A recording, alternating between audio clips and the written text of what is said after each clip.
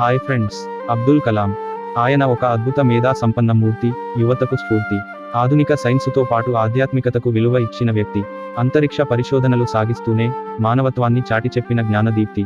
ఆయనే మాజీ రాష్ట్రపతి అబ్దుల్ కలాం.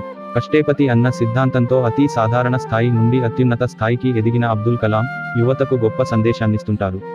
భిన్నంగా ఆలోచించేందుకు సాహసం ఉండాలి, అసాధ్యాలను ఆవిష్కరించగలగాలి, ఎవరూ అన్వేషించని దారిలో పయనించాలి, పరిజ్ఞానాన్ని పెంపొందించుకోవాలి. బాధలను తట్టుకుంటూ సమస్యలతో పోరాడే వారినే విజయం వరిస్తుంది. ఆయన స్వీయానుభవం ఇచ్చిన ఈ సందేశం యువతకు ఎంతో స్ఫూర్తి కలిగిస్తుంది. దేశం గర్వించదగ్గ శాస్త్రవేత్తగా అబ్దుల్ కలాం ఖ్యాతి గడించారు. ఒక మేధావిగా, శాస్త్రవేత్తగా, రచయితగా సామాజిక సేవా నిరతితో అబ్దుల్ కలాం తన జీవితాన్ని ప్రపంచ మానవాళికి ఆదర్శప్రాయంగా మలుచుకున్నారు. యువతకు నిరంతరం కలల సందేశం అందిస్తూ తాను రాష్ట్రపతిగా ఉన్నప్పుడు సైతం సామాన్య పౌరునిగా ట్రాఫిక్ నిబంధనలు పాటించిన ఘనకీర్తి ఆయనకే సొంతం. సబ్స్క్రైబ్.